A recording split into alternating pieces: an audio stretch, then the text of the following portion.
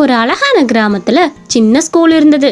அந்த சின்ன ஸ்கூல்ல இருக்க குழந்தைங்க எல்லாமே சாயந்தரம் ஆனதுமே ஒன்னா சேர்ந்து சாப்பிட்றதுக்கு போவாங்க. ஜெயந்தி, இன்னைக்கு ஸ்கூல்ல நம்ம தமிழ் மிஸ் ஜாலியா பேசுனாங்க பாத்தியா? எனக்கு ரொம்ப பிடிச்சிருந்துச்சு. மிஸ் இப்படியே அடிக்காம பேசிக்கிட்டு இருந்தா நல்லா இருக்கும்ல. எந்த மிஸ்ஸுடா உலகத்துல அடிக்காம இருப்பாங்க? எல்லா மிஸ்ஸும் சும்மா கொஞ்ச நேரம் பேசிட்டு ஏதாவது தப்பு பண்ணா அடிக்க தான் செய்வாங்க. அடிக்காம எந்த மிஸ் இருப்பாங்க சொல்லு? நீங்க தினமும் 2 பேரும் ஹோம்ஒர்க் செய்யாம வருவீங்க, மிஸ்ஸு கிட்ட அடி வாங்குவீங்க. தினமும் ஹோம்ஒர்க் செஞ்சுட்டு வந்தா எதுக்கு அவங்க உங்களை அடிக்க போறாங்க? ஓ ஜெயந்தி, உனக்கு எல்லா கணக்கு கிணக்கு எல்லாம் தெரியும், எங்களுக்கு எதுவுமே தெரியாது. நாங்கள் ஏதாவது போட்டுட்டு வந்தாலும் அது தப்பாக இருக்குது. என்ன பண்ணுறது? படிப்புக்கு எங்களுக்கும் ரொம்ப தூரம். சரி சரி, நம்ம ஏதாவது ஸ்நாக்ஸ் சாப்பிட்டுட்டு போகலாமா? ஏதாச்சும் திங்கணும் போல இருக்குது. சரி சரி, என்ன சாப்பிட்லான்னு சொல்லுங்க.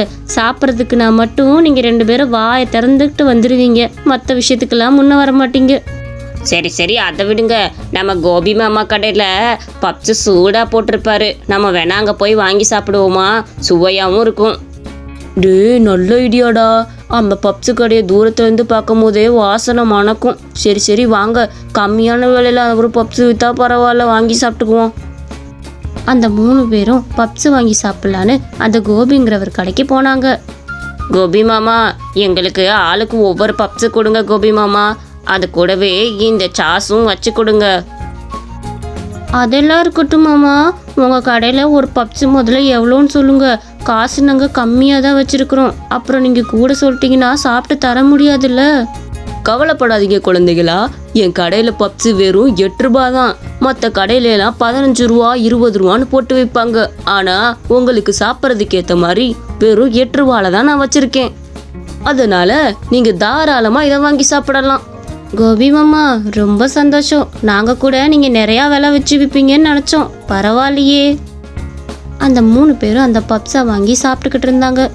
கோபி மாமா, உங்களோட பப்ஸு ரொம்ப அருமையாக இருக்குது. அந்த முட்டை மசாலா இருக்கே, சூப்பராக இருக்குது மாமா. நீங்கள் எல்லாம் நல்லா சாப்பிட்டாலே போதும் கண்ணு. எனக்கு தாராளமாக வாங்கி சாப்பிடுங்க. ஒரு சில நேரம் உங்ககிட்ட காசு இல்லைன்னா கூட இந்த கோபி மாமா கடைக்கு ஓடி வந்துருங்க. உங்களுக்கு நான் ஃப்ரீயாக கொடுக்கவும் தயாராக இருக்கேன். அந்த குழந்தைங்க எல்லாருமே சாப்பிட்டுட்டு அவங்கவுங்க வீட்டுக்கு கிளம்பிட்டாங்க. இன்னைக்கு கடை ஓட்டம் நல்லா இருந்தது. இந்த கோபினா சும்மாவா? என்னோட வார்த்தைக்கே எல்லாரும் என் பப்ஸை வாங்கி சாப்பிட்ருவாங்க. சரி சரி, வீட்டுக்கு கிளம்புவோம். அதுக்கு அடுத்த நாளும் ஆச்சு. அவன் முட்டை கடையில் போய் பழைய முட்டைகள் எல்லாத்தையும் வாங்கிக்கிட்டு இருந்தான். செல்வி, எனக்கு பழைய முட்டையெல்லாம் எடுத்து வச்சியா? நான் உங்ககிட்ட கேட்டிருந்தேன்ல பழைய முட்டைகள்லாம். அதெல்லாம் இருக்கட்டும்யா, எதுக்காக நீங்கள் பழைய முட்டையை வாங்கிட்டு போகிறீங்க? பழைய முட்டையை வாங்கிட்டு போய் அதை சாப்பிடக்கூட முடியாது. இந்த புது முட்டையை வாங்கிட்டு போக வேண்டியதானே? அது வந்துமா, பழைய முட்டையெல்லாம் வாங்கிட்டு போய் நான் கீழே தான் போட போகிறேன். மற்றபடி ஒன்றும் இல்லை. எல்லா கடையிலையும் இதை ஒரு சேவை மாதிரி பண்ணிக்கிட்டு இருக்கிறேம்மா. இந்த முட்டைகள்லாம் நானே வாங்கிட்டு போய் கீழே போட்டுருவேன். சரிங்கய்யா, ஏதோ சொல்கிறீங்க. இருங்க, நான் எடுத்து வச்சுருக்கேன், கொடுக்குறேன். ரொம்ப நன்றிம்மா, நான் வரேன். எனக்கு தினமும் இதே மாதிரி பழைய முட்டைகளை எடுத்து வச்சிரு என்ன? அவரும் அந்த முட்டைகள்லாம் வாங்கிட்டு வீட்டுக்கு போனார். அப்பப்பா, இந்த முட்டையை வாங்கிட்டு வரதுக்குள்ளே நம்ம படுற பாடு. யார்கிட்ட என்னென்ன காரணமெல்லாம் சொல்லிட்டு வர வேண்டியதாக இருக்குது. சரி சரி, இது அவிக்க போடுவோம். மணி ஆயிடுச்சு, கடை போடணும். அவர் அந்த பழைய முட்டைகள் எல்லாம் வாங்கிட்டு வந்து அவிச்சு அதை பப்ஸுக்கு வைக்கலான்னு நினச்சாரு. பாதி முட்டை நல்ல முட்டையாகவும் பாதி முட்டை அழுகுன முட்டையாகவும் போட்டாரு. அப்போதான் எதுவும் கண்டுபிடிக்க முடியாதுன்னு. முட்டை வெந்துக்கிட்டு இருக்கட்டும், அதுக்குள்ளே போய் பப்ஸுக்கான மசாலாவை தயார் பண்ணிட்டு வந்துடுவோம். அவரும் அந்த பப்ஸுக்கான மசாலாவை தயார் பண்ண போனார். ஒரு வழியாக எல்லாத்தையும் தயார் பண்ணிட்டு அந்த மசாலா அந்த முட்டையெல்லாம் தயார் பண்ணிட்டு அந்த பப்ஸை ரெடி பண்ணி வச்சுட்டாரு. கடைக்கு எடுத்துகிட்டு போகலான்னு கிளம்புனாரு. வழக்கம் போல் அவர் கடையை போட்டார். அந்த ஸ்கூல்ல இருந்து வர குழந்தைங்க எல்லாருமே இவர்கிட்ட தான் வந்து முட்டை பப்ஸ் எல்லாம் வாங்கி சாப்பிடுவாங்க. அவங்களுக்கு யாருக்குமே அந்த கெட்டுப்போன முட்டையை கண்டே பிடிக்க முடியல. ஏன்னா அவங்க எல்லாருமே சின்ன குழந்தைங்க. அதை கொடுக்கறத சாப்பிட்டுட்டு போயிட்டாங்க. அதுவும் இல்லாமல் அந்த ஜாமில் தொட்டு சாப்பிட்றப்ப அந்த கெட்டுப்போன ஸ்மெல்லே வராத மாதிரி இருந்தது. அந்த சுவையே வேற மாதிரி காட்டி கொடுத்துச்சு. இப்படி இவர் கடைக்கு போய் இந்த மாதிரி அழுகுன முட்டைகளை வாங்கிட்டு வந்து பப்ஸ் போடுறது வழக்கம். தினமும் ஒரே கடைகளில் அழுகுன முட்டையை வாங்கினா கண்டுபிடிச்சிருவாங்கன்னு மாற்றி மாற்றி வாங்குவார். அதனால யாருனாலே கண்டுபிடிக்க முடியலை. திருப்பி ஒரு நாள் அந்த அக்கா கடைக்கே வாங்குற மாதிரி வந்தது. செல்வி, முட்டைகள்லாம் தயாரா வச்சிருக்கியா? நான் அழுகுன முட்டை கேட்டிருந்தேன்ல. அதெல்லாம் ரெடியாக வச்சுருக்கேயா, இந்தாங்க எடுத்துகிட்டு போங்க. இந்த முட்டையை எதுக்கு தான் நீங்கள் கேட்குறீங்க, எனக்கு ஒன்றுமே புரியல. சரி இந்தாங்க வாங்கிட்டு போங்க.